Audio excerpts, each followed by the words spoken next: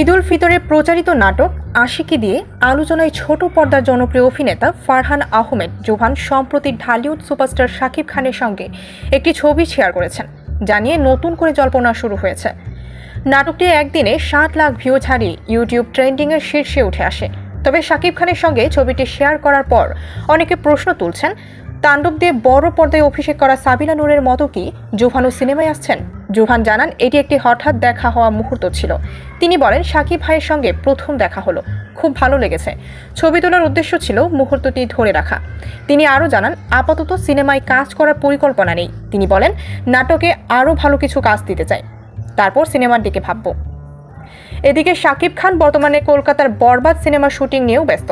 নুসরাত জাহান এবং রিয়া গাঙ্গুলি চক্রবর্তী এই ছবিতে তার সহশিল্পী হিসেবে রয়েছেন। নুসরাত জাহান ইতিমধ্যে মুম্বাইয়ে আইটেম গানে অংশ নিয়েছেন। রিয়া গাঙ্গুলি কলকাতা ও মুম্বাইয়ের শুটিং শেষ করে বাংলাদেশ শুটিংয়ের অপেক্ষায় আছেন। জোহানের শাকিব খানের সঙ্গে ছবি শেয়ার করার পর থেকে মিডিয়া ও ভক্তদের মধ্যে নতুন করে আলোচনা শুরু হয়েছে। তবে তিনি স্পষ্ট করেছেন, আপাতত সিনেমায় কাজ করার কোনো পরিকল্পনা নেই। ডেস্ক রিপোর্ট, খবরের দেশ, বিনোদন ডেস্ক।